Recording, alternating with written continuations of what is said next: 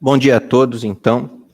Nós estamos aqui reunidos para mais uma reunião da disciplina de Urologia, mais um Urologia Sem Fronteiras. Temos um convidado da Espanha hoje, o Dr. Pedro Blasco, que vai falar sobre aspectos de sustentabilidade do sistema de saúde relacionado a doenças funcionais. A apresentação será da doutora Natália Avilés. Natália, vamos iniciar então com a discussão dos casos. Bom dia a todos. Gostaria primeiro de convidar a todos para nos seguirem nas redes sociais e estarem acompanhando aqui nossas atividades. E também um agradecimento às telas que está dando um suporte institucional a essa reunião.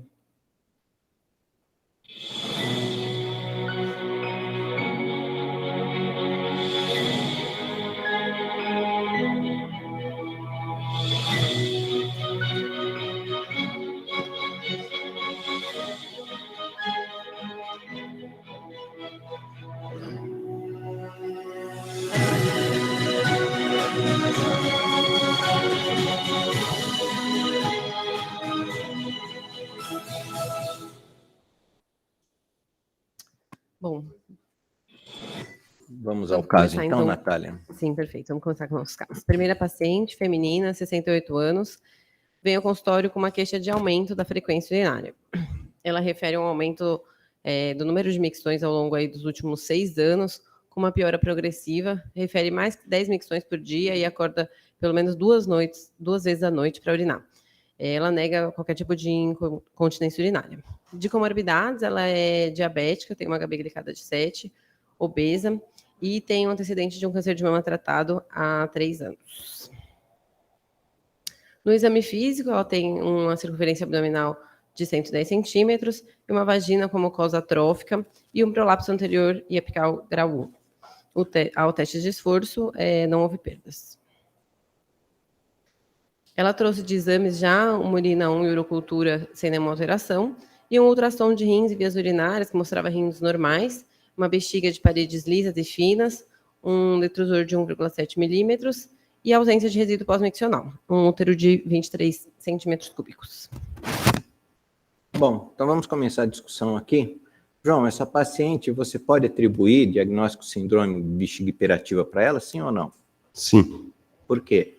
O paciente tem aumento da frequência com urgência associada. Mas qual é o core symptom da bexiga hiperativa? É aumento da frequência? Associado à urgência. Pois é, ela não tem urgência. Tem, Natália? Ela não chega a ter perdas, mas ela refere um aumento importante do número de micções e não queixa ativamente de urgência, não. Tá. Então, cuidado, né? Porque o diagnóstico da bexiga hiperativa ele é muito fluido, né? Mas, na verdade, é uma paciente que tem um aumento da frequência. Um outro questionamento aí, André, essa paciente, do que a Natália apresentou de história, o que você acha que é relevante para que a gente organize aí o raciocínio do caso? Podemos dizer que ela tem alguns fatores de risco já para esse quadro de incontinência. A obesidade, ela é diabética, né? Está mal controlada. Uma HB glicada de 7. De 7, não está tão mal controlada, mas a obesidade e o diabetes seriam fatores aí que poderiam levar a essa incontinência. Tá. Outra coisa que a gente poderia pensar na quantidade de ingesta hídrica dela, número de micções. Ela não tem incontinência, ela tem aumento da frequência. Mas dos antecedentes dela, volta nos antecedentes, Natália. Você valorizaria esse câncer de mama que ela tratou para alguma coisa? Com a quadrantectomia mais o tamoxifeno? O tamoxifeno seria uma... Você saberia me explicar a fisiopatologia pela qual o tamoxifeno levaria a uma disfunção miccional? João? Hipoestrogenismo? Um hipoestrogenismo secundário, alterações ali da sensibilidade do urotélio, né? Isso é bem demonstrado com o tamoxifeno. Tanto que a reposição estrogênica é uma das estratégias adjuvantes aí no tratamento da bexiga hiperativa, né? Pode seguir, Natália. Então, aqui, inicialmente, nós orientamos medidas comportamentais para o paciente, o melhor controle da diabetes, micções programadas e o controle da ingesta hídrica, principalmente no período noturno. Evitar a cafeína e a perda de peso. E pedimos para que ela retornasse, então, com um diário miccional após a instituição dessas medidas. E a paciente retorna com esse diário, realmente diversas micções aí durante o dia, com volumes aí que variam de 40 a 250 ml. E uma preservação do período noturno, né? Que a gente Sim. pode ver ali. Uma, duas vezes aqui durante a noite. Provavelmente bebe menos água a partir aqui do começo da tarde, né? Uhum. E aí ela passa uma noite um pouco melhor. Muito bem. Mas isso fala a favor de alterações mais voltadas ao lado da sensibilidade do que de alterações propriamente motoras do detrusor. Porque você vê, a pessoa dorme e a frequência miccional diminui.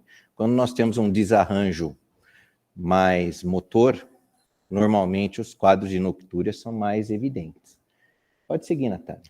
Bom, então, para essa paciente foi prescrito inicialmente oxibutinina, 5 mg de 12 em 12, e orientado que ela retornasse após 2 meses. Ela retorna, referindo que não notou nenhuma melhora aí após essa terapêutica.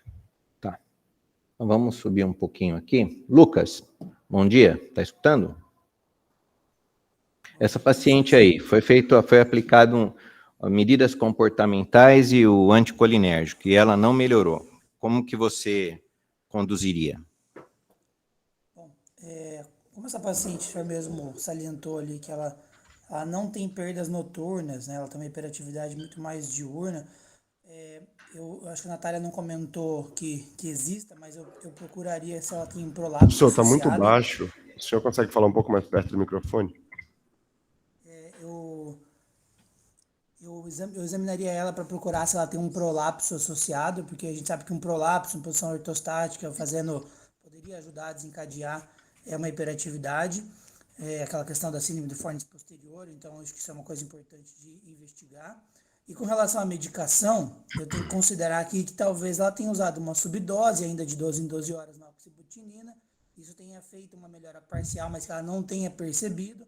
Eu tentaria trocar de droga, né? Pensaria em usar uma solifenacina, que eu poderia usar uma vez só ao dia, ou talvez até melhor um beta-3, eu consideraria como questão de acesso para ela.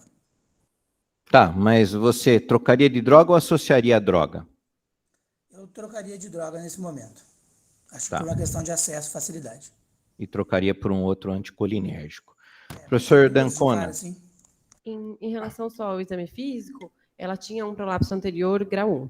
Isso, um prolapso anterior grau 1. Ela né? tinha atrofia de mucosa, alguma coisa Tinha assim? atrofia de mucosa. Poderia também iniciar um tratamento tópico local, acho que se essa parte do câncer tivesse...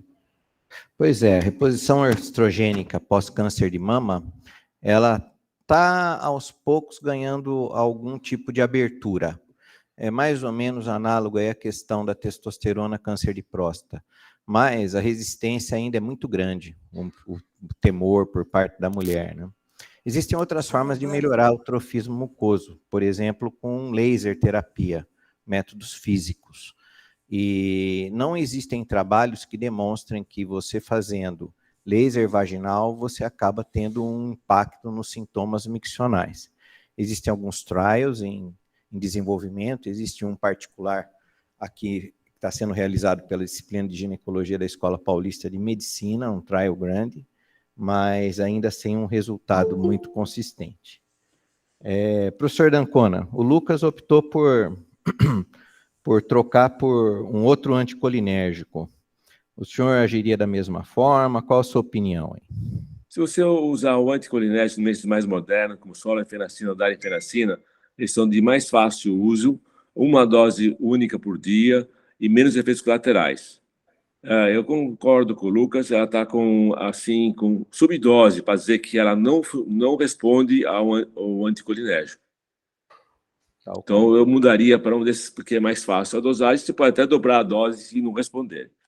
Mas parece que essa paciente não é muito sensível ao antimuscarínico. Tá, muito bem. Natália? Bom, inicialmente nós aumentamos a dose para 5 mg de 8 em 8, mas ela não tolerou, então, os efeitos adversos, queixava principalmente de muita constipação. Isso, pode seguir, porque isso já foi discutido. Perfeito. Então, foi prescrito para ela darifenacina associado com mirabegrona, e aí, então, ela retornou com uma melhora completa dos sintomas. Nesse caso aí, a estratégia foi substituir o anticolinérgico por um anticolinérgico que tem aí, teoricamente, um perfil de tolerância menor, e a social beta-3 agonista, para a gente ser mais assertivo no tratamento, considerando que ela tem vários antecedentes e tudo mais. João. Pensando que no nosso serviço são 2 drogas que são bem custodiosas para o paciente, né? Sim. O senhor, por exemplo, se a paciente, às vezes a gente vê que não tem condição de comprar uma solifenacina, imagina essas 2 drogas em combinação. O senhor teria alguma outra proposta de abordagem, caso a paciente não tenha condição, e visto aqui que a gente também tem dificuldade em ter acesso à toxina botulínica, então, o senhor teria alguma outra opção aí para esse paciente? Olha, o que sobraria aí seria a gente... A oxibutinina está fora de questão, certo? Então, pelo menos uma das 2 drogas ela vai precisar. Seria talvez usar uma das drogas, e nesse caso eu particularmente utilizaria a mirabegrona, né, para sair um pouco do anticolinérgico, e talvez associar uma eletroterapia, mas isso, e hoje a discussão é sobre farmacoeconomia, são coisas que não são mensuráveis, porque isso vai obrigar a paciente, ela está fora da faixa etária do trabalho, a gente não discute absenteísmo, mas vai obrigá-la a vir ao serviço 2 vezes por semana, né, vai ocupar os recursos do serviço, o trabalho da fisioterapeuta para fazer eletroterapia no nosso sistema. Então, são coisas que nós não medimos, mas que às vezes acabam não sendo tão mais baratos para o sistema como um todo. Considerando que ela fosse arcar com o custo do tratamento, poderia ser considerado. Professor Carlos, o senhor queria comentar algo? Como você falou, não foi comentado em momento nenhum a fisioterapia do assoalho pélvico com estimulação elétrica, qualquer coisa. Isso faz parte do primeira linha de tratamento. Então, na bexiga hiperativa, a fisioterapia é a 3ª linha, né, professor? Na incontinência de esforço é a 1ª linha, porque se discute muito o que faz efeito na bexiga hiperativa, se são os exercícios de fortalecimento ou se é a eletroterapia propriamente dita, né? Então, o que o guideline da UA coloca é mais focado na eletroterapia, no PTNS, não tanto no fortalecimento do assoalho pélvico. Mas poderia ser utilizado, sem dúvida, eu acho sempre válido aí, né? Mas essa paciente, então, evoluiu bem? Ela evoluiu bem e ela veio com essa resposta completa dos sintomas, porém ela questionou aí por quanto tempo ela ia ter que continuar tomando a medicação. O tratamento está caro, João. O tratamento ficou caro, ela melhorou, nós já temos essa resposta que a gente buscava, se ela é responsiva ou não, mas o tratamento está pesado. Como é que você orientaria essa paciente? Você proporia um esquema de retirada? Depois de quanto tempo? Existe algum racional para retirar a medicação? O que você me diz? Eu acho que o que o senhor comentou já anteriormente, a gente tenderia a ir para uma droga só, acho que a partir de a paciente bem, uns 3 meses em uso da medicação combinada, eu suspenderia a darifenacina e manteria a mirabegrona. Tá. Vamos supor, a gente suspendeu a darifenacina, mantivemos a mirabegrona, pedimos um retorno dali mais 3 meses, o paciente se mantém estável. E aí? Você mantém a mirabegrona, suspende, faz teste, é uma droga para sempre, o que você fala para a mulher? Professor, não... Essa resposta existe? Existe essa resposta, professor Carlos? Eu ligo para o professor Carlos. Né? Não, eu não conheço. Não sei. Eu acho que não existe essa resposta. Mas se a gente for pensar teoricamente, você eventualmente pode ter, por questões de neuroplasticidade, alguma remodelação ali do tráfego desse estímulo e, eventualmente, após um uso prolongado, e esse tempo não tem resposta, varia de doente para doente, é muito particular, você até ter uma parcela dos pacientes que pode ficar bem sem a droga por algum tempo, entendeu? Mas realmente não existe essa resposta. Acho que é difícil convencer o paciente também a ficar sem a medicação, né? O paciente que vinha sofrendo tanto, controlou agora. Mas são insights aí. Natália, acho que tem mais alguma coisa do caso? Não? Nesse caso é isso. Ótimo. Vamos ao segundo caso, então. Bom, então, segunda paciente feminina de 74 anos, que vem com uma queixa de incontinência associada à urgência. A paciente refere, então, urgência miccional, por vezes relacionada à incontinência urinária, há muitos anos já em piora progressiva. Ela refere que usa absorventes durante o dia por conta dessas petas e fralda no período noturno. Ela queixa-se também de uma sensação de esvaziamento vesical incompleto. e conta que apresentou 3 episódios de infecção urinária nesse último ano. De comorbidades, ela não tem nenhum antecedente. Tá. Foi aplicado um questionário do ICRQ Short Form para ela, onde ela realmente pontuou mais aí em relação à perda urinária e grande impacto na sua qualidade de vida, né? Ficou com um score de 20 e ficou repetido esse slide, perdão. E aqui a paciente, então, num bom estado geral, com uma vagina atrófica, sem prolapsos e sem perda urinária a valsalva. E ela traz um exame de urina 1 sem infecção nesse momento. Tá. Pode seguir. Ah, muito bem. Caio, você atendeu essa paciente aí no ambulatório, vai discutir com o André ou com o João. Muito bem. Como você organiza o seu raciocínio aí, no caso? Bom dia, professor. Eu acho que seria importante pontuar aí a idade do paciente, a questão da atrofia vaginal, que a Natália falou. E, no primeiro momento, eu pensaria também em descartar a infecção urinária, que ela também já trouxe esse dado, que é uma urina não infecciosa. Uhum. Bom, a partir daí, eu acho que... Você discutiria com o André? Eu discutiria com o André se a gente vai prosseguir essa investigação com uma urodinâmica ou não. Então, André, vai. Eu acho que nesse caso caberia uma urodinâmica para ela, mas a gente tem alguns outros recursos lá no nosso ambulatório. Tem até aquele diário miccional elaborado pelo Dr. Cássio. Poderia pedir também algum outro exame de imagem, ultrassom, para a gente ver como é que está a bexiga dessa paciente. Mas acho que está correto também solicitar a urodinâmica aí na avaliação inicial, mesmo não sendo estritamente necessário, vai ajudar a gente entender melhor o quadro dessa paciente. Lucas, você acha que o ultrassom ajuda esse caso aqui ou não? Professor, eu pensaria em fazer ultrassom, sim. Acho que traz informações interessantes. Claro, para ver coisa básica, como ver um cálculo vesical, etc., que eu acho que não seja o caso. Mas eu pediria ultrassom e eu escreveria no pedido que eu gostaria de ver resíduo pós-miccional. Ela tem uma sensação de não ter esvaziamento completo, de ter resíduo e tal. Ela pode ter, na verdade, uma contusão detrusora pós-miccional e isso dá uma sensação de esvaziamento incompleto. Ou aquela paciente acabou de urinar, levantou e já tem vontade de urinar de novo. Ou ela pode não esvaziar completamente. E isso aí mudaria completamente a nossa conduta. Se eu tivesse um resíduo elevado, com certeza eu faria uma urodinâmica já no próximo passo. Se eu tivesse um resíduo baixo, eu pensaria que ela tem mesmo hiperatividade, síndrome da bexiga hiperativa e partiria para o tratamento clínico. Lógico, tratamento comportamental e, enfim, como foi falado antes também, em conjunto. Só lembrar que hiperatividade é uma coisa, bexiga hiperativa é outra, certo? Mas Sim, Natália... eu penso que ela tem uma síndrome de bexiga hiperativa clinicamente, pelo que a gente conversa aqui. Tenho dúvida se ela tem um esvaziamento incompleto. E daí, se eu realmente partisse por um exame urodinâmico, aí sim eu tentaria comprovar no exame urodinâmico a hiperatividade detrusora. Tá. Natália, e aí, o que foi feito? Bom, então, inicialmente, a gente pediu o diário miccional, após orientações, novamente, de medidas comportamentais, assim como a gente fez no outro caso.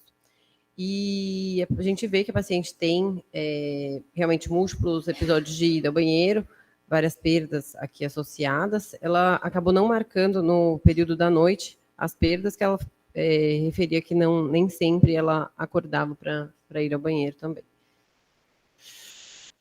O diário como ele é, né, Natália? Feio. O professor Ossamo, pode... Aqui ela deu uma abandonada. Tem algum comentário? Eu queria saber, assim, diário miccional normalmente se faz, assim, 3 dias consecutivos. É isso mesmo? Ou porque vocês estão mostrando só um dado aí? Aqui são 3 dias, professor. Esse é o primeiro dia, o que eu não segundo vi. E o terceiro. Nós não pedimos que fizesse consecutivo necessariamente, mas pedimos que ela fizesse 3 dias aí ao longo da semana que antecedia a consulta. Perguntar até para o professor Carlos, tem que ser consecutivo esse diário, na opinião do senhor? Não, porque não. Já está bastante determinado, são 3 dias, não precisa ser consecutivo, ao acaso, como quiser, mas tem que ser completo. Esse diário não ajuda nada, né? Esse diário miccional tem limitações. Eu costumo pedir que a pessoa preencha o diário nos dias onde ela vai ter uma atividade dentro da sua rotina. Se a paciente vai numa festa, ou está num dia onde ela não está bem, alguma coisa diferente, vai votar na eleição e assim por diante, não é um bom dia para ela preencher o diário. Mas, então, Natália, nós temos esse diário, pode seguir. E temos também um ultrassom que ela trouxe, que mostrava rins normais e uma bexiga com resíduo de 105 ml, sem outras particularidades. Então, Lucas, olha aí, ó, um resíduo bateu na trave, 105 ml. Você pediu ultrassom, agora você usa. Temos um problema. De fato, ela tem uma sugestão aí de ter uma obstrução. Natália, ela não tem cirurgia pélvica prévia nenhuma? Esterectomia, sling prévio, nenhuma manipulação cirúrgica? Não, não tinha. Eu acho que a gente precisaria fazer urodinâmica para ela, professor. Eu acho que tem mais de uma indicação aqui. Muito bem, ela tem um diário aí, pelo menos um dia bem alterado, tem esse resíduo aí borderline, né? Enfim. Embora tenha pouca informação, tenha lá suas limitações, a gente via principalmente no primeiro dia que ela tinha várias micções de volumes bem baixos, né? Bastante sugestivo de hiperatividade, de bexiga hiperativa mesmo. Sim. Pode seguir, Natália. Então, aí sim, nós pedimos realmente a urodinâmica. A gente vê que ela tinha uma sensibilidade aumentada, uma boa complacência, uma capacidade citométrica de 314 ml e tinha hiperatividades detrusoras com perda. Você consegue apontar lá as perdas para os internos verem? Aqui são as perdas, né, quantificadas, e aqui as hiperatividades. Isso. Essa curva rosinha é ela urinando, e a curva verde é a pressão dentro da bexiga. Então, vocês veem aquelas elevaçõezinhas lá, que são contraçõezinhas da bexiga, que normalmente não existem quando a bexiga está enchendo, certo? Muito bem. O Lucas pediu a urodinâmica, mas ele pediu o professor Carlos. Nós temos um fluxo... tem o fluxo também? Sim. Então, vamos mostrar o fluxo. Aqui o fluxo dela, a gente vê um fluxo bem reduzido, né? Um fluxo máximo de 5, e um volume, um resíduo pós-miccional de 78 ml. Eu acho que é melhor perguntar para o André, viu, André? Essa urodinâmica é meio intrigante. Então, como é que você interpreta essa urodinâmica? Pode pedir para a Natália voltar, se for o caso. Claro. Fase de armazenamento, fase de esvaziamento. Vamos por partes. No armazenamento, ela apresentou algumas contrações detrusoras, com perdas. E no esvaziamento... Esvaziamento agora, Natália. Esvaziou, teve esvazia mal essa bexiga. Ela tem tem uma hipocontratilidade. A gente consegue... Quanto foi o resíduo aí, Natália? 78. 78 de resíduo. E o fluxo máximo? De 5. 5. E até aqui a gente tem um cálculozinho de Bladder Contractility Index de 46. Bladder Contractility Index 46. Então, portanto, tem uma hipocontratilidade. Um detrusor hipoativo na fase de esvaziamento. Professor Carlos, alguma outra observação aí da urodinâmica? Não, é isso mesmo. Tá uma urodinâmica muito boa e explicativa. Então, você tem que, para o André, o diagnóstico é hiperatividade detrusor na fase de enchimento e hipoatividade na fase de esvaziamento. Isso. Orestes, você tem algum comentário? Eu queria perguntar para o Carlos, esses parâmetros de urodinâmica na mulher já estão bem estabelecidos como no homem ou tem muita controvérsia ainda? Não, esses dados aqui são bem estabelecidos na mulher. É bem típico, você tem uma pressão baixa e fluxo baixo. Eu acho que o fluxo aí não deixa dúvida, Orestes. O problema é quando a gente tem uma pressão baixa, um fluxo meio borderline, assim, 12, 10, né? Mas aí realmente bem baixo. Muito bem. Ok, obrigado. Bom, e aí eu vou colocar aqui todo o cardápio para o João discorrer.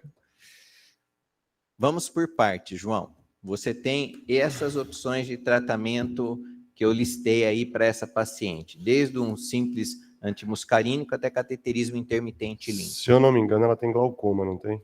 Não. Não tem glaucoma. Quer voltar nos antecedentes? Ela tem, não, tudo bem. Ela tem um resíduo um pouco elevado, então isso daí, se a gente começasse um antimuscarínico, essa paciente teria uma chance maior de fazer uma retenção urinária, mas eu não vejo como uma contraindicação absoluta, então pode ser conversado com a paciente e pode ser tentado sim uma terapia com antimuscarínico ou com beta-3 agonista. Meu passo inicial seria isso. Eu acho que uma fisioterapia do assoalho pélvico também ajudaria nesse caso dessa paciente. Mas eu começaria com um tratamento medicamentoso, medidas comportamentais, uma micção programada, ver realmente ela tem uma urina 1 que está normal no momento, mas ela tem antecedente de infecção de repetição. Então a gente repetir esse exame de urina, ver se essa paciente está controlada em relação a essa parte das infecções. Se a gente fosse progredir na linha de tratamento, inicialmente eu começaria com o tratamento medicamentoso. Medicamentoso. Lucas, como é que você interpreta o caso? Como é que você conduziria aí? É um caso complicado, ela tem uma hiperatividade detrusora na fase de enchimento e essa hipoatividade na fase de esvaziamento. Pensando, todo tratamento clínico, medidas comportamentais, fisioterapia de assoalho pélvico, neuroestimulação transcutânea poderia também ajudar nessa hiperatividade, sem ter um impacto no esvaziamento, acho que é importante. E pensaria em tratamento clínico partindo mais para o beta-3 agonista, que teria uma ação maior na capacidade, no enchimento, com menos comprometimento da fase de esvaziamento. Eu partiria para esse tratamento. Tá, então Lucas daria mirabegrona. Professor Carlos, deixa eu ver. Você quer opinar alguma coisa, Juliano, por acaso? Não quer. Então, vamos lá. O professor Carlos, como é que o senhor agiria aí? Caso difícil. Esses casos são mais difíceis de tratar porque a bexiga é fraca, é hipoativa. Trabalhos recentes têm mostrado que o óvulo-bloqueador funciona na mulher e melhora o esvaziamento vesical. Nesse caso, eu daria óvulo-bloqueador para melhorar a fase de esvaziamento e eletroestimulação do tibial para melhorar a hiperatividade do detrusor. Então, não mexeria muito sobre a contração do detrusor que está fraca. Você não tem como aumentar a contração do detrusor. Então, eu faria isso. É uma tentativa, é um caso muito difícil de ter um sucesso pleno, mas pode melhorar com essas medidas. Professor, doxazosina, igual a gente via no passado, 2 miligramas, ou tansulosina, o senhor teria preferência?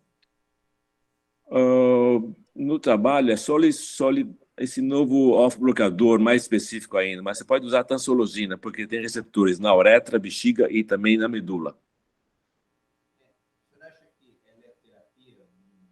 Não estou escutando. O senhor acha que um PTNS aí, uma eletroterapia do tibial ou TTNS mesmo, transcutânea, poderia ter algum efeito sobre a contratilidade, fazendo um paralelo, por exemplo, com o que se faz quando se indica um interstim para uma retenção urinária não obstrutiva? É uma boa pergunta, eu não sei responder, não. Eu não conheço nada sobre isso, porque não vi ninguém fazer nesses casos. Seria muito mais fácil, não sei. Essa resposta também eu não tenho. Eu acho que nunca li um trabalho nesse sentido. Mas, se a gente indica neuromodulação sacral para retenção não obstrutiva, em tese, outras modalidades de eletroterapia poderiam ter algum efeito, sei lá, num detrusor hipoativo aí, porque esse detrusor dela também nós não temos uma causa muito bem definida para a hipoatividade dele, né? Idade. A idade, 68, 74. Né? 74 anos. Muito bem. E você sabe o que foi feito, Natália? Para essa paciente foi prescrito justamente tansulosina e mirabegrona. Muito bem. E, veja, numa paciente dessa, essa paciente eu acho que ela é minha, né? Essa paciente. Essa paciente a gente não busca e tem que alinhar muito bem a expectativa do paciente com o resultado do tratamento, porque muitas vezes nós não vamos ter tratamentos ótimos, né? Tratamentos funcionais, resultados às vezes subótimos, e temos que ir caminhando junto com a paciente e aumentando a complexidade do tratamento, é assim que eu vejo. Mais algum comentário do caso, professor Sim, Carlos? quer saber como é que foi o resultado, uma vez que é sua paciente, Cássio. Como é que ela evoluiu? Contente, satisfeita? Ela evoluiu, ela Diga. evoluiu médio. Médio. Melhorou a frequência, mas ela continua urinando mal, e aí ela faz micções programadas. Eu acho que é muito importante o que você falou, é sobre a orientação da paciente. A paciente, sabendo o que tem, ela vai setar um pouco melhor o seu quadro e vai conviver melhor e com o tratamento administrado, com as duas coisas, vai ter uma melhora significativa. Acho que isso é importante, vai se sentir cuidado e ter uma ideia do que está acontecendo. Exato. Agora, tem que deixar a paciente avisada também que na evolução do envelhecimento dela, o cateterismo intermitente está no radar, e terapias mais invasivas, por exemplo, aí, até a neuromodulação, cujo resultado a gente não tem como garantir nada a ela. Então, aí a gente vai aumentando o risco e vendo como a paciente responde, desde que haja um consentimento expresso dela. Você tem mais alguma informação do caso, Natália? Não, professor, é isso. Muito bem. Então, olha, nós temos, antes do terceiro caso, eu estou aqui em contato com o nosso convidado, eu vou fazer uma apresentação breve sobre alguns aspectos relacionados à farmacoeconomia na bexiga hiperativa. 10 minutos.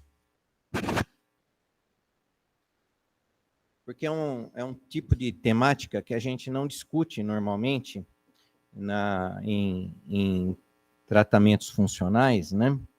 Mas é algo que eu acho que, principalmente na nossa realidade, a gente tem que começar a tomar contato e pelo menos se ambientar com a terminologia e com a forma como as pessoas pensam, né? Então, isso é um conhecimento bem propagado, né? Que existe uma forte tendência de aumento das tecnologias aí em todas as áreas de saúde, isso leva ao aumento dos gastos e isso coloca em risco, às vezes, aspectos de sustentabilidade dos sistemas, né? E as pessoas que se dedicam a esse tipo de estudo, eles categorizam as análises em aspectos diferentes. Então, eles nomeiam eficácia aquele resultado que é obtido normalmente, um resultado exclusivamente clínico de uma medida terapêutica, e normalmente as primeiras fontes são os estudos clínicos, né? Eles chamam já de eficiência, e aí a questão é o português, que é uma língua muito rica, né?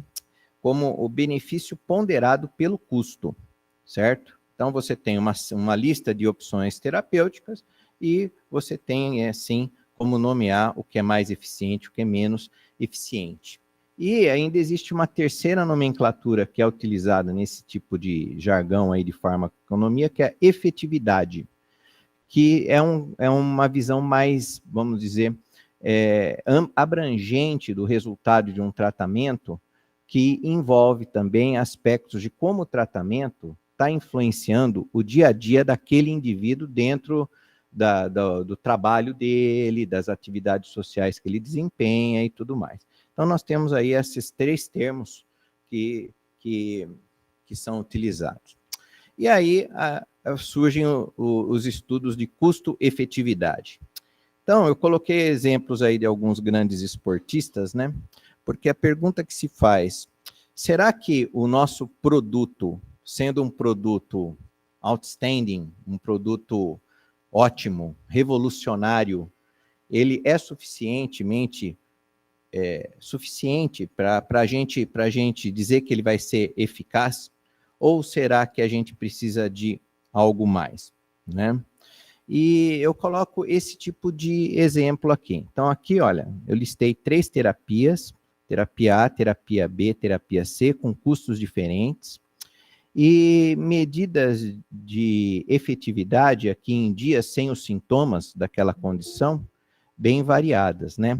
Então, aí, e quando a gente pega e faz uma conta simples, uma razão simples, dividindo o que o paciente gastou naquele tempo, pelos dias que ele permaneceu sem sintoma, a gente vai chegar a algumas conclusões que são que os farmacoeconomistas tomam. Então, um farmacoeconomista iria dizer que a terapia A, no caso, em relação à terapia C, ela foi custo-efetiva, certo? E porque ela teve um melhor desfecho clínico, mais dias sem sintomas, embora ela tenha tido aí um custo maior na sua compra inicial, né? 2.000 versus 1.500. Mas a terapia, e essa é uma outra nomenclatura que é usada nesse jargão, dominante, seria, no caso aí, a terapia A em relação à terapia B. Por quê? A terapia A, ela acaba gerando economia de recursos e, embora nós tenhamos aí uma eficácia um pouco menor. Então, esses estudos de custo-efetividade, eles utilizam modelos matemáticos e o mais utilizado são as cadeias de Markov.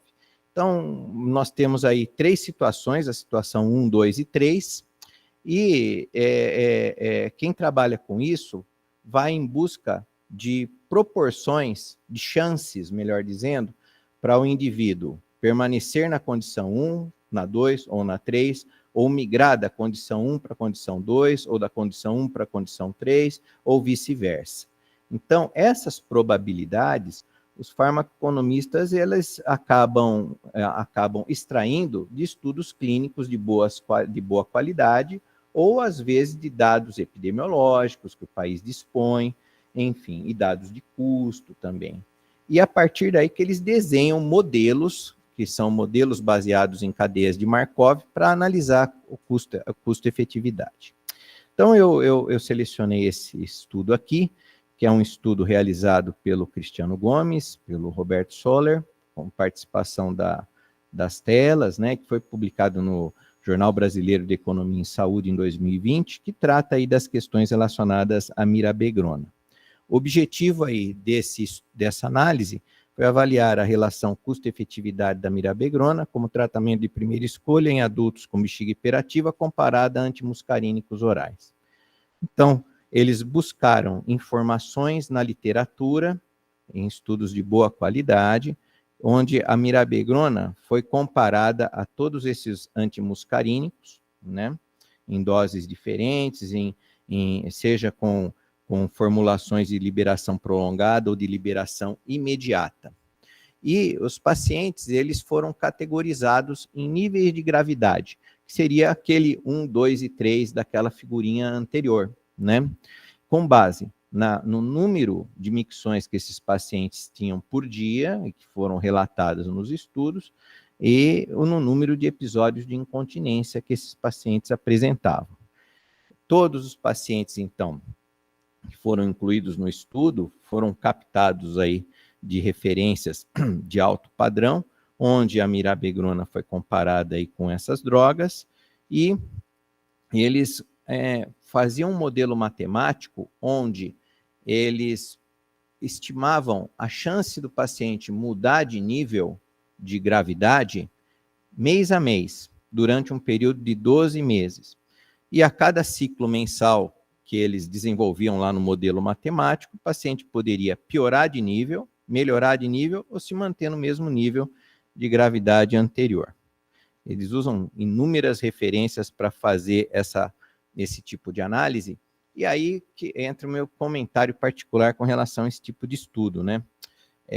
São números, né? Então, você vai submeter esses números a um tratamento matemático muito complexo, e, obviamente, que dependendo do que você coloca, você vai ter a saída. Então, esse tipo de estudo tem que ser encarado também com esse tipo de reserva, né? Mas eles incluíram isso na análise aí, os custos de aquisição dos medicamentos, as comorbidades, o número de consultas que esses pacientes fizeram. Então, eles foram buscar aí, tanto no setor público quanto no setor privado, essas informações, não essas informações, as informações médias. Quantas consultas um paciente com bexiga hiperativa faz por ano no setor privado? Quantas consultas faz no setor público? E foram coletando essas informações, né? As informações sobre a carga anticolinérgica e efeitos adversos, uso de absorventes, que aqui no Brasil é uma informação que a gente já sabe de antemão que vai ser muito falha, né? Mas eles chegam a esse tipo de resultado aqui, olha, onde com todas essas ressalvas, né, eles conseguem calcular uma razão, uma chance, né? No caso aí, por exemplo, do paciente que usa mirabegrona, o custo total do tratamento dele, considerando todas aquelas variáveis, né, próprias do indivíduo, não são variáveis sociais aqui com relação ao impacto no trabalho, nada disso, mas ele teria aí uma chance de melhorar o nível de incontinência de 0,4, né, de 49% em 100, tá? E o melhora do nível de micção, e assim que esses estudos são mais ou menos parecidos, e assim que esses estudos são interpretados. E isso no âmbito da saúde suplementar, eles chegam à conclusão que a mirabegrona foi o que ofereceu as melhores chances para o paciente, dentro do modelo que eles propuseram, né? E na perspectiva do setor público também. Então, eles concluem, com base nesse modelo, né, que foi apresentado, que a mirabegrona teve uma maior efetividade com relação aí à gravidade da incontinência, frequência das micções, no tocante ao aumento da persistência no tratamento, diminuição das comorbidades e ausência da carga anticolinérgica. E com relação aos custos, eles admitem que o custo de tratamento é alto, mas, por outro lado, o custo com manejo de comorbidades e de complicações relacionadas à carga anticolinérgica dentro desse modelo é menor, né? E eles fazem até considerações com relação ao número de absorventes. Então, esse é o único estudo brasileiro relacionado à farmacoeconomia relacionada à bexiga hiperativa, e foi feito com a mirabegrona. Nós podemos discutir depois se existe alguma coisa em oncologia, o Birajara deve saber. E aí eu fui procurar se existiam estudos semelhantes em outras praças, né? Porque o Brasil é jabuticaba, né? Então, vamos ver aqui o que foi visto nos Estados Unidos. Na verdade, existe esse estudo também relacionado à mirabegrona. Ele foi publicado... Nossa, agora eu não me lembro quando foi publicado, mas foi publicado antes que o estudo brasileiro, tá? E usou a mesma sistemática, né, em planos de saúde comerciais e no Medicare, só que com um horizonte de tempo de análise maior. Em vez de ser 1 ano, foi 3 anos de análise, né? Então, aqui eu coloquei esse gráfico para vocês entenderem um pouco mais sobre o modelo de Markov, né?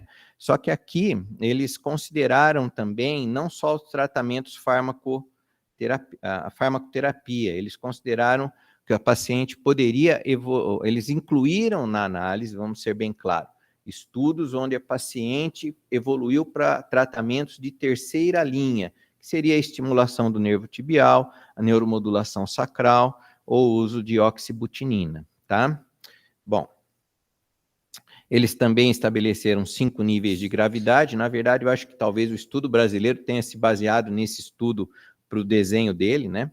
É o mais provável, que esse foi publicado antes, com base em frequência das micções e incontinência, e o desfecho foi o custo por ano de tratamento ajustado pela qualidade de vida que era expressa ali nos trabalhos. E eles concluíram que a mirabegrona foi o mais custo efetivo em relação aos antimuscarínicos, porque diminuiu aí a utilização dos sistemas de saúde, e isso se deveu muito aí à menor carga anticolinérgica, ou ACB, que está descrito aqui. Bom, aí eu fui atrás de um terceiro estudo e encontrei esse estudo em inglês aqui, também publicado nesse Journal of Medical Economics, né? E o que é interessante? Nos Estados Unidos nós estamos falando de medicina privada e na Inglaterra nós estamos falando de medicina estatizada, né? Então, isso tem que ser levado em consideração. O modelo é o mesmo, horizonte de tratamento 3 anos também. São estudos todos dos últimos 5 anos, esses estudos. Eu não atentei de colocar a data do estudo aqui, não estou me lembrando.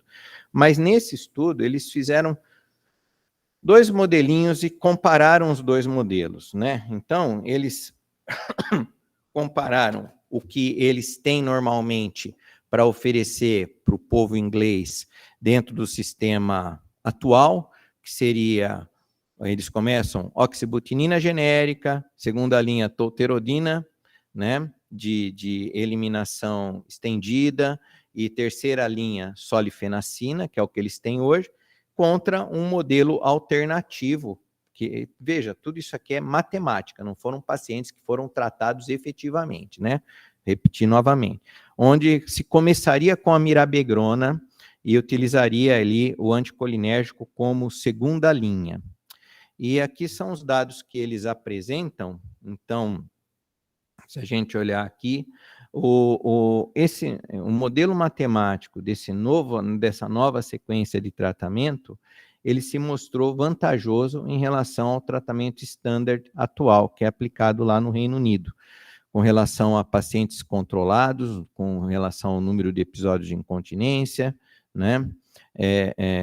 Pacientes aí com menos incontinência, episódios em 24 horas, ou um número de micções menor em 24 horas. Eles analisaram também as questões de custo, né? E vocês vejam, comparando aí o tratamento standard, eu não tenho ponteiro aqui, Nath? Tem.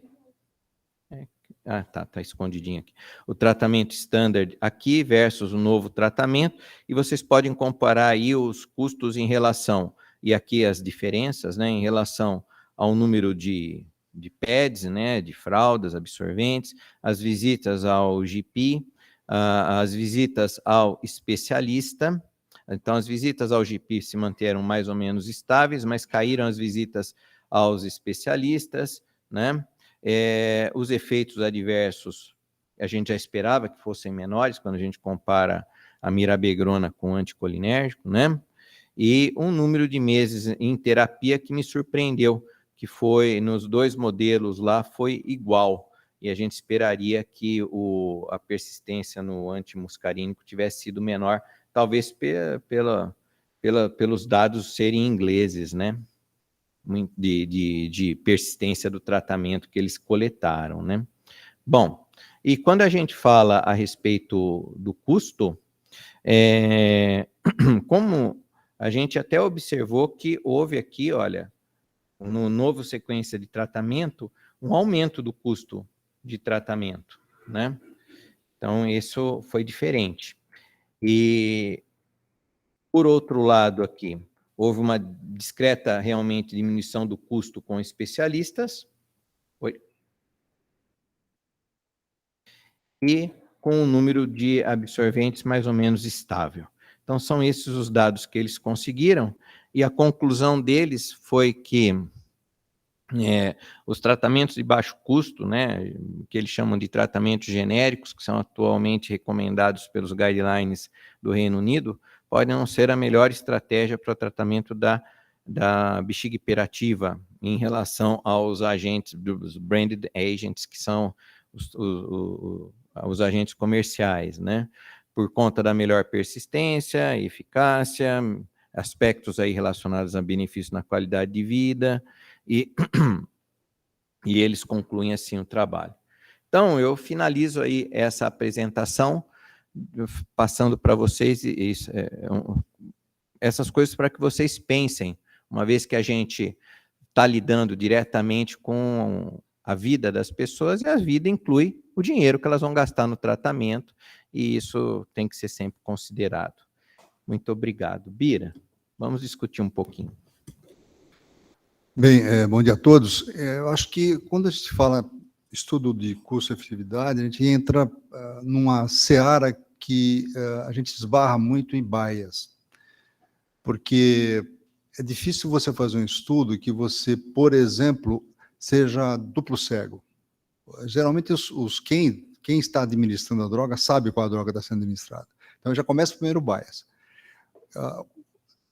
Poderia ser isso minimizado, porque as drogas são todas de via oral e são dadas uma vez por dia, mas não se faz, até onde eu sei, esse lado mascarado para o médico sabe o que está dando. Primeiro, isso já é ruim. Segundo, não se faz uma avaliação de rotina dos efeitos adversos ou benéficos independentes. Geralmente, quem conversa com o paciente é o médico.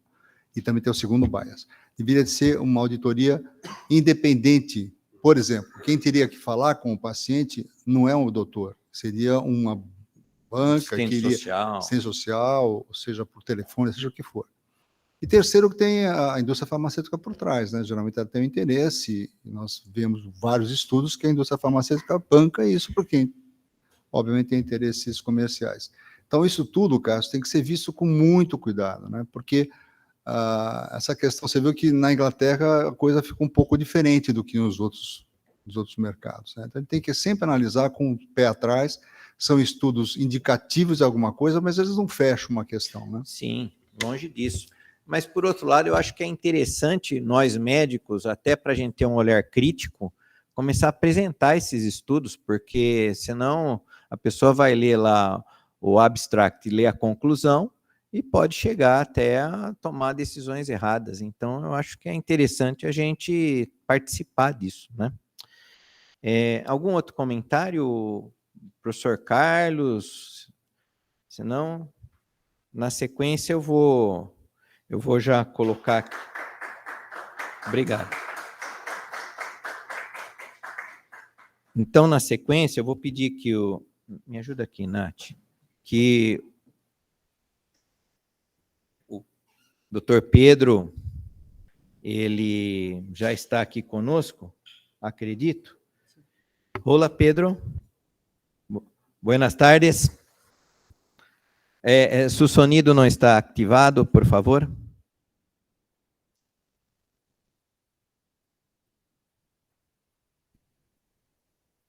Ainda não?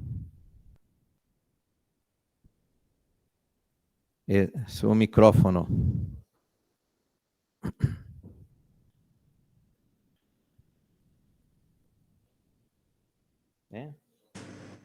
Ahora sí me oye. Ahora sí. Muchas gracias Ahora sí por... me oye. Sí, muchas gracias, Ahora Pedro. sí me oye. Sí, Vale. sí. Está en su turno de trabajo. Muchas gracias por acceder a invitación de nosotros. Es un honor nuestro recibirlo acá. Profesor Pedro es de la Universidad de Valmy, en Sevilla, ¿no es? Es presidente electo de la SINUC, que es la Sociedad Iberoamericana de Uroginecología y Uroneurología. Es un urólogo español muy activo, amigo de nosotros, conoce al profesor D'Ancona y todo más, y va a hablar sobre un tema diferente para nós, que es la sustentabilidad de sistemas de salud. 15 minutos. Muchas gracias, Pedro. Va a hablar en español y vamos a escucharlo. Muchas gracias. ¿Puede compartir su pantalla? Voy a compartir la pantalla, sí. Voy aquí a ver si manejo esto bien. A ver. ¿Ven mi pantalla? Ahora. Ahora sí. Ahora sí la ven, ¿verdad? Perfecto. Bien. Y me oyen bien, ¿verdad? ¿Me oyen? Sí, oímos. Perfecto. Muy bien. Buenos días. Buenas tardes desde España. Muchísimas gracias, Casio, por la invitación y sobre todo por creerse un tema que es un poquito distinto de lo que hablamos habitualmente. Vamos a hablar de resultados en salud, vamos a hablar de trabajar juntos y vamos a hablar de la sostenibilidad del sistema. Cuando hablamos de esto, realmente vamos a hablar de tres elementos fundamentales. Vamos a hablar de cambio, vamos a hablar de oportunidad y vamos a hablar de valor. Y todo esto porque, miren, como dice Toffler, si queremos no ser unos analfabetos continuamente, y eso lo sabrán todos los que lleváis un tiempo trabajando, continuamente nos ha pasado que tenemos que aprender, desaprender y reaprender. Y estamos en un momento en que tenemos que volver a aprender una serie de situaciones y una serie de elementos que van a ser trabajados de una manera distinta. Y en esto hemos creído desde hace tiempo. Lo que pasa es que algunas veces hemos tenido la sensación de que uno iba contando este tema y nadie le escuchaba. Y cada vez, gracias a Dios, cada vez más este tema está calando. Este tema está calando porque es un tema importante que presenta muchas preguntas. lo primero que yo intentaré aclararles es qué son los resultados en salud, porque ustedes se preguntarán si eso no lo hemos hecho siempre. Realmente, cuando hablamos de sostenibilidad, es una palabra que ha sido muy usada por políticos y muchas veces ha perdido su sentido. Y realmente los profesionales, ustedes están sentados ahí juntos y podrán plantearse qué es eso de trabajar juntos.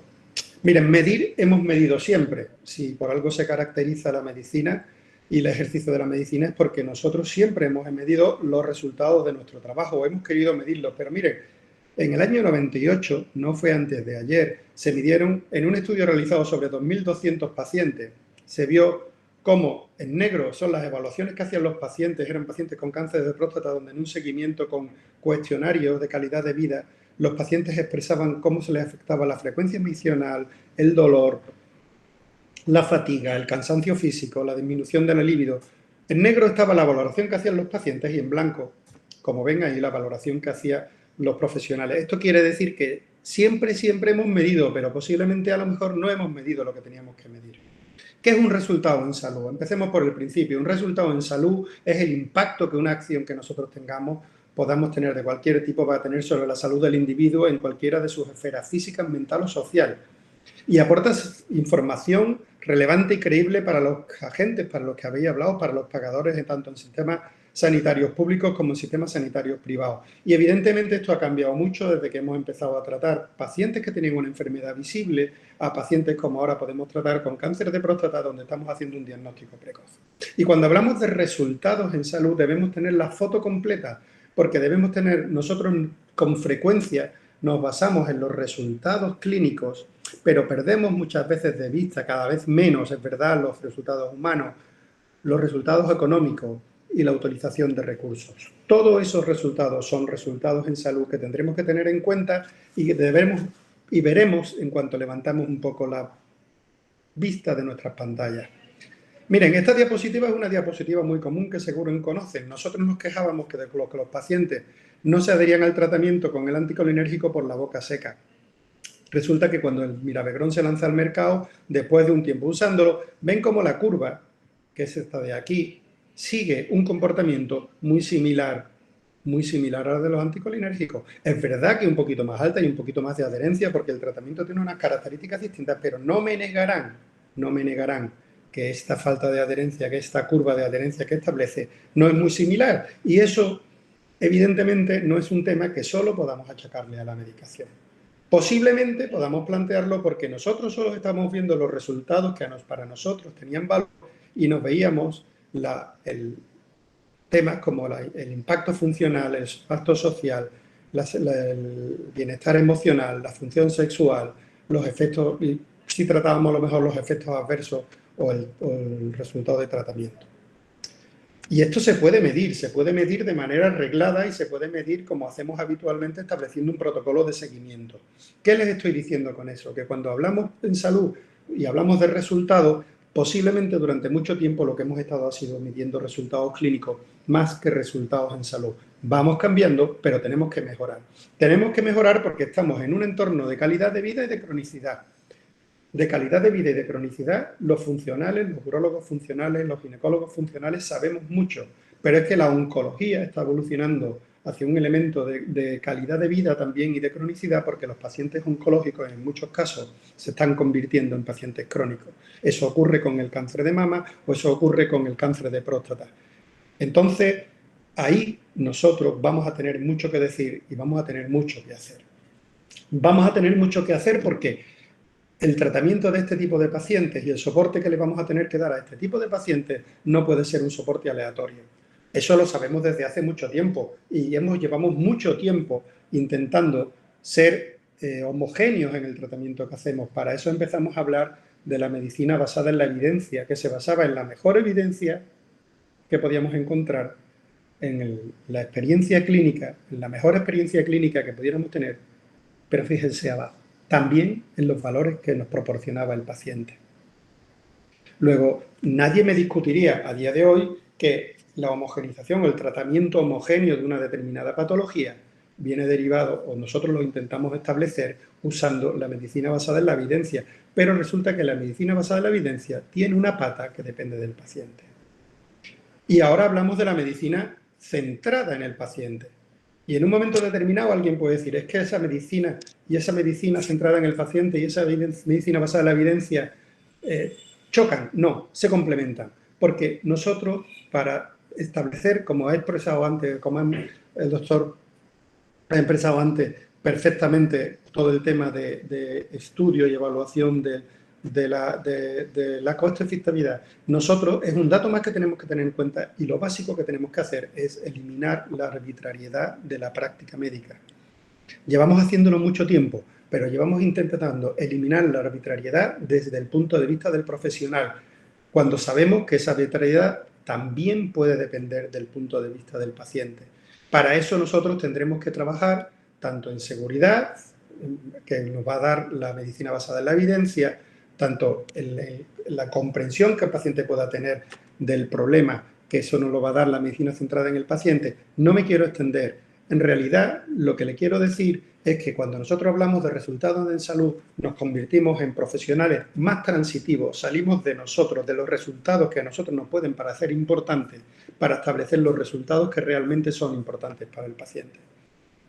Y para realizar este trabajo de unión de la medicina basada en la evidencia y de la medicina centrada en el paciente, indudablemente vamos a necesitar un cambio cultural. Un cambio cultural que empieza porque ustedes hoy me estén escuchando hablar de este tema y que empieza porque en el Congreso de ALAB de Buenos Aires este tema haya parecido de interés. Pero pasa también porque las instituciones vayan cambiando poco a poco sus estructuras y vayan dando soporte a este tipo de medicina integrada. Medicina integrada que sabemos todos que es el futuro y ahora hablaremos de eso.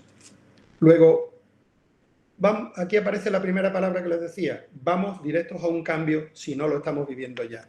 El tema está que con este caballo podemos o montarlo o irnos enganchados en la cola, pero el cambio está. Y este cambio nos lleva a restablecer lo que es una medicina de valor. Una medicina basada en el valor es cuando nosotros estamos trabajando de una manera equitativa, sostenible y transparente, usando los recursos para lograr mejores resultados para los pacientes y para la experiencia de cada persona. Quiero decir, vamos a ir sumando ladrillitos a nuestra pared o a nuestra construcción que vamos haciendo. Y cuando hablamos de valor, ¿qué es el valor? El valor viene en esta ecuación, que es el numerador, la Q de cualidad, de quality, sumada a la satisfacción que presenta el paciente, dividido por lo que cuesta conseguir eso, multiplicado por el engagement, multiplicado por la implicación de los servicios. Por eso les digo que este cambio de medicina, de unir la medicina basada en la evidencia más la medicina basada centrada en el paciente, requiere una implicación básica de los líderes de salud a todos los niveles, con especial atención al detalle. Mejoraremos nuestros resultados si tenemos en cuenta que tenemos que trabajar no para los pacientes, sino con los pacientes. Vamos a ganar todos, pacientes, proveedores, pagadores, y socialmente vamos a ganar todos. Vamos a ganar todos porque vamos a conseguir una sanidad integrada, mejoraremos los resultados y la experiencia de los pacientes. Y ahora les explicaré por qué esto es tan importante. La equidad es el primer resultado en salud. Y los comités, nosotros tenemos una gran cultura del comité, tenemos comité oncológico, tenemos comité de suelo pélvico, son los que nos aportan la posibilidad de revisión de casos y con frecuencia modificación, unificación y planificación para conseguir mejorar nuestros resultados clínicos, pero también la calidad percibida por parte de los pacientes. Después de años de comité oncológico, nosotros ahora hemos desarrollado desde hace un año una consulta en que oncólogo, urólogo y radioterapeuta trabajan juntos. La segunda palabra, el valor. Seguimos. Winter is Coming, me encanta esa serie. Y vienen cambios, claro que vienen cambios. Hablemos de sostenibilidad. La sostenibilidad es una palabra que, como les he dicho antes, muchas veces no ha sido bien usada y lo que yo hago habitualmente es que me voy al diccionario de la lengua española y te dice que es una cualidad sostenible, especialmente las características del desarrollo que asegura las necesidades del presente sin comprometer las necesidades de futuras generaciones. Posiblemente cuando hablamos de sostenibilidad hablamos de reciclaje, hablamos de medio ambiente. Pues bien, claro que sí. No les digo que esto no sea posible, pero hablamos de sostenibilidad aquí. Este es mi hospital, y mi hospital tiene que ser sostenible hoy para asegurar el trabajo mañana. Ser sostenibles hoy significa planificarnos de una manera determinada, con criterio, sin variabilidad y basándonos en el paciente. Lo primero, si hablamos de incontinencia, es que tenemos que trabajar de una manera multidisciplinar. Ya se los dije en la medicina basada en el valor o la medicina con valor. Trabajar multidisciplinariamente es la única manera de entender la medicina. Y ahí, en esa parte del equipo, aplicamos un elemento fundamental. Nosotros somos responsables de la atención y del tratamiento, pero tenemos una persona, que es el paciente, que es responsable de la forma en que decide experimentar su enfermedad o su condición. Luego hay una parte del equipo que tendremos que ir sumándola poco a poco para conseguir ser más eficientes. Sumar esto significa que tendremos que trabajar, como les he dicho, tendremos que hacer un cambio cultural a nivel de profesionales, también a nivel de pacientes, a nivel personal, a nivel corporativo, a nivel de sociedades científicas y también a nivel de la industria. Como le digo, winter is coming. El cambio que viene, o el cambio que ya está aquí, es mucho más llamativo de lo que parece. Porque miren, este es un trabajo español que hablan del por qué qué tiene que ver el trabajo colaborativo en mejorar la sostenibilidad, y le dice que la sostenibilidad social se ha definido como un proceso de creación de una comunidad accesible, integrada y equitativa que satisfaga con éxito las necesidades de salud y bienestar de los usuarios. Para eso tenemos que saber cómo están nuestros usuarios. Pero fíjense, no es que solo eso, sino es que además dicen que la satisfacción del paciente es el indicador clave de la sostenibilidad social. Fíjense qué afirmación tan importante.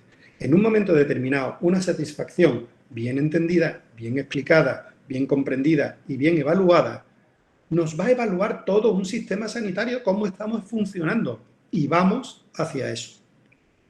Por lo tanto, cuando hablemos de sostenibilidad, fíjense, si estamos hablando de sostenibilidad, como yo les decía, dentro de mi hospital, fíjense este marco de trabajo que deberemos establecer, deberemos organizarnos, deberemos establecer los procesos, saber qué recursos tenemos, deberemos saber en qué ambiente nos estamos moviendo, trabajamos en 5 lugares distintos, pero fíjense, lo más importante, la gente que está involucrada en este tipo de trabajo, y estamos involucrados todos formando lo que podíamos hablar ya, y cada vez se habla más de un ecosistema.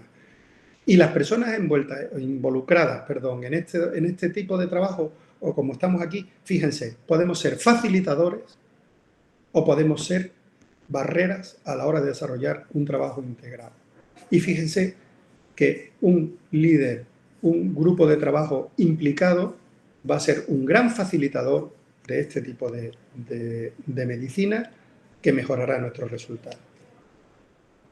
Entonces, vamos centrándonos, hemos hablado del cambio que viene, hemos hablado cómo eso es el valor, y ahora les voy a hablar para terminar de lo que es la medicina centrada en el paciente, porque miren, centrarnos en el paciente como persona, pues mira, tenemos un lado como en Star Wars, hay un lado oscuro y hay un lado brillante. Hay un lado brillante porque debemos seguir tratando y cada vez más al paciente como persona, y saber que la tecnología es una herramienta que tenemos que usar, pero que la persona, paciente, a nosotros nos puede ayudar mucho en el desarrollo de nuestro trabajo, pero es que también implica que nosotros también debemos considerarnos a nosotros mismos como personas que nos cansamos, como personas que tenemos una saturación, como personas que podemos tener burnout, y nos tiene que permitir la alianza terapéutica. Esa alianza terapéutica todos sabemos que mejora la adherencia. Luego, tendremos esa orientación centrada al paciente, nos va a permitir organizarnos de una manera orientada a procesos, lo cual va a disminuir esa variabilidad y va a permitir el tratamiento de una manera homogénea, pero todos sabemos que trabajar en equipo es muy difícil y existe un riesgo de desigualdades con el tipo de pacientes que tratemos, podemos sobrecargarnos, y tenemos que entender también una cosa muy importante. Si hablamos que la equidad es el primer resultado en salud, la primera herramienta profesional, y eso no se los digo, no es un aspecto moral, no es un aspecto de sensación, realmente entiendo que la primera herramienta de trabajo de un sanitario es la compasión. Es lo que nos va a poder permitir hacer un mejor trabajo. Indudablemente, y aquí aparece, por fin, la tercera palabra, oportunidad. Estamos involucrados en un cambio, esto es así. Ese cambio, si sabemos pilotarlo bien, nos va a permitir trabajar en una medicina basada en el valor, donde vamos a ofrecer buenos resultados que también deban ser percibidos por el paciente, porque vamos a ir teniendo cada vez más en cuenta a las personas, y trabajar así se convierte claramente para nosotros en una oportunidad. Termino. La medicina basada en la evidencia, como les decía, nos ha ayudado a disminuir la arbitrariedad de nuestras técnicas diagnósticas y terapéuticas, mejorando nuestros resultados, porque muchos años hemos pensado en los resultados de los profesionales. Pero la uniformidad clínica debe adaptarse a nuestros receptores del trabajo, que son nuestros pacientes. El paciente y la evaluación de resultados deberá completarse con la evaluación de resultados en salud, no solo con la evaluación de resultados clínicos. La medicina centrada en el paciente desde este punto de vista y la medicina centrada en la evidencia son complementarias.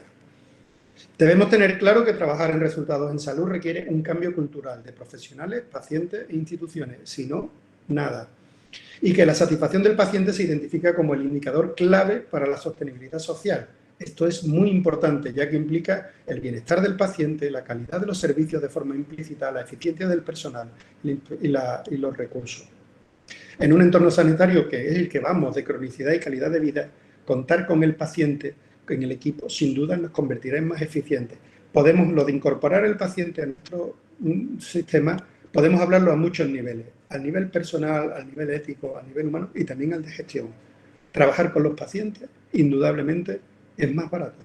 Cuando hablamos de, yo decía en Buenos Aires que la palabra cáncer y la palabra operación o la palabra intervención quirúrgica en la misma frase cuadran perfectamente y necesitan muy poca explicación. Pero cuando hablamos de cáncer y vigilancia, por ejemplo, en un cáncer de próstata, sin duda, requiere una mayor explicación. Pero si conseguimos que esa explicación sea adecuada y el paciente quede satisfecho con ella y le parezca coherente y trabajemos en ese rango, posiblemente estemos quitando o eliminándole una serie de problemas a nuestros pacientes. En definitiva, y con esto termino, esta es una diapositiva que es muy icónica para todos los que en SINUP trabajamos en lo que llamamos la medicina con otra mirada. Esa mirada debemos cambiarla. Queremos cambiarla a nivel personal en el trabajo que hacemos cada día, queremos cambiarla a nivel institucional en las instituciones en las que trabajamos, a nivel corporativo con las sociedades en las que estamos involucradas, porque creemos firmemente que este cambio que viene es bueno y nos va a ayudar a trabajar mejor. Muchísimas gracias, Casio, por invitarme a participar. Ha sido un placer y un honor que queráis escucharme y que queráis oír de resultados en salud, y quedo a vuestra disposición para las preguntas que consideréis oportunas. Muchas gracias. Muchas gracias, Pedro. El objetivo de tu charla es exatamente empezar un pensamiento acá en nosotros, en nuestra división, sobre los cambios que están ocurriendo en la prestación de la asistencia médica. Creo que en España probablemente eso nacido por conta de aspectos económicos también, porque la bonanza de sistema estatal es finita también, ¿no? Y déjeme ver se há comentários aqui de minha divisão. Algum comentário, pessoal? Alguma pergunta? São mais insights, né? Mas eu acho que é uma forma diferente da gente ver. Pedro, escucha? Então, quando eu ouvi sua charla a primeira vez, me parecia que estava vendo mi diálogos con las fisioterapeutas con que trabajo, porque lo que las pacientes dicen a las fisioterapeutas es completamente diferente de lo que nos cuentan, lo que nos dicen durante en nuestra oficina. Y ahí ahora checo las informaciones. Creo que cuando habla de una cosa más integrada, está hablando de eso, de médicos se relacionar más con otros profesionales y oír los pacientes de otras maneras, ¿no? Y creo que cuando habla de problemas relacionados a medicina variada en evidencia, estamos hablando de las posibilidades inherentes de cada país. Muchas veces la evidencia aquí en América do Sul no es totalmente posible de se alcanzar. Sí, un breve comentario, estamos al final. Sí, por favor. Completamente de acuerdo. La evidencia es la que es, pero se debe unir a la experiencia personal, que es la que cada uno tenga en el entorno en la que trabaja. Y yo simplemente, y entiendo que nosotros ahí lo hemos tenido, los profesionales en general lo hemos tenido muy claro cuando hemos hablado de la medicina basada en la evidencia, pero lo que yo hacía era remarcar que se nos olvidaba la pata, digamos la tercera pata, que es el paciente. Indudablemente, y aquí nos está pasando ya, los que vemos pacientes crónicos y los que llevamos pacientes neurológicos, pacientes con dolor pélvico, vemos como al final nuestros resultados solo pueden mejorar cuando nos acercamos al paciente.